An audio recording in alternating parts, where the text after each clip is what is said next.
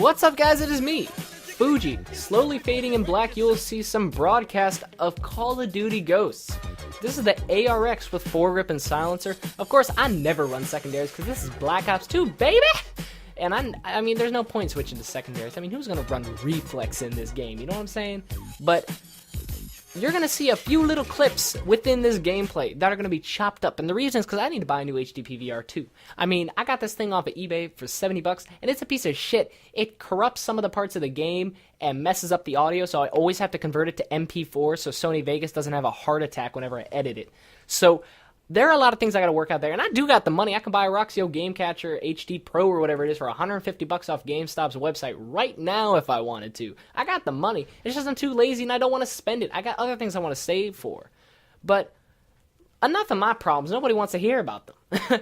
Alright, now what I am going to talk about is sneaking. Now everybody sneaks out of something or sneaks somewhere. Everybody has at least sneaked out of their room, out of class, out of school, outside in the middle of the night, and that's what I'm going to be talking about. But just relating to a few of those kids that play video games, hey, when I was a little kid, I would always sneak down at like 4 in the morning on Saturdays and play video games on my computer all the time. You know, all those free, like, addictinggames.com? That was my jam. And I'd always play on Need for Speed Underground and all that stuff like that.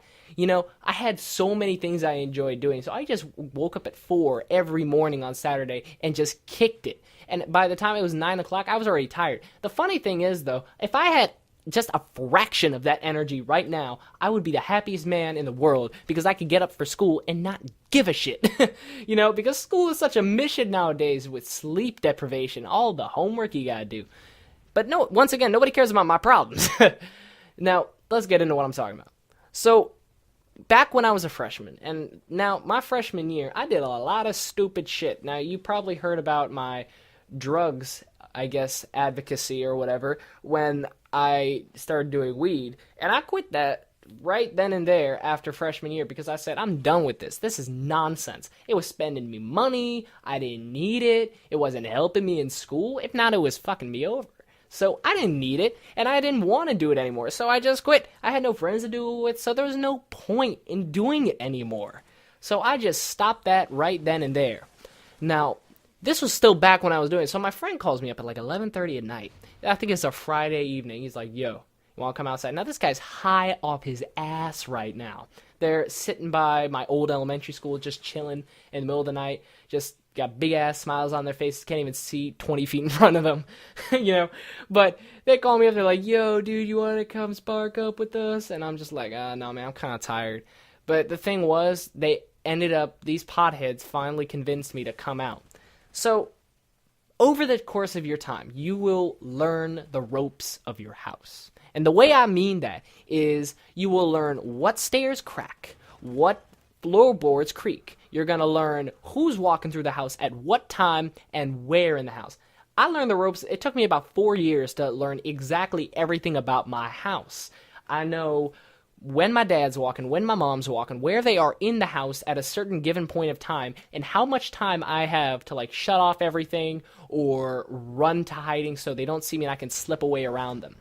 I know everything about my house. So if I'm trying to sneak out of my house, then I know what I must do. It takes me about 20 or 30 minutes to sneak out of my house, so I know they're not awake. But that's the thing. Once you shut that door, you got to take a big chance. You got to think, okay, do I really, really want to sneak out? Now, for me, that was the case. So once I snuck out, I was scared out of my mind. I thought my parents were going to find out where I was. Somebody rang my phone from school in the middle of me getting high. So when I did get high, I get a phone call. Like I feel my phone going,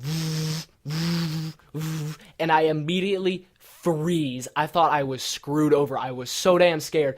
I like my eyes just widened. My friend's like, "What's wrong?" I was like, "My phone's ringing." And I look at it, and it was just a friend from school, and I said, "Thank the Lord Jesus." I was doing like, you know, the Catholic, you know, like cross across your heart and everything. I was just going insane, saying, "Thank the Lord this wasn't my parents." Because if it was, I'd be screwed. I'm high off my ass in the middle of my old elementary school, which is almost half a mile away from my house.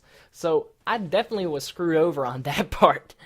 And the thing is, honestly, if I look back on this now, I don't know why I was down for everything. What I did there was really stupid.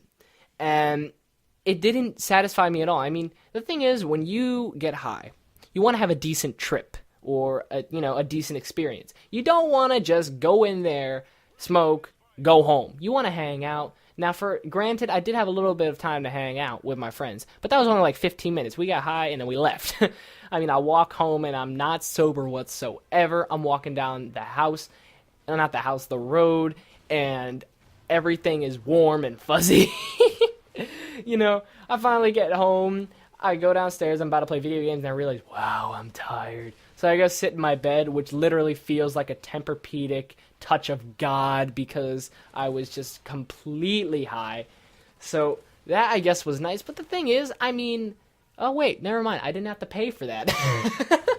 Never mind. It wasn't, I guess. But yeah, if you have to pay for an experience like that, and for anybody that smokes weed or does anything of the sort, they'll know what I'm talking about. But if you're not paying, I guess fine. But the thing is, I look back on it, there's really no point in sneaking out of your house at that kind of time. The only reason why is because, one, getting caught is a humongous factor because your parents are going to trust you for the longest time afterwards. Especially it has to do with what time of your life you're doing it. When I did the underage driving shit, that was dumb. You see, if I just held off for 2 more months, I would have had my permit in, I guess, what was it, January? Now I gotta wait till my birthday, and that's with my parents, like, making all these, like, extortion, like, you have to do this, this, and this to do that, and, I mean, it's absolute nonsense. But that's the game, guys. Moral to take home, lesson to take home, don't sneak out. I mean, it depends on what it is, obviously, but there's no point in sneaking out in something big like that. So, that's my wisdom. It is me, Fuji, signing out. I'll see you guys.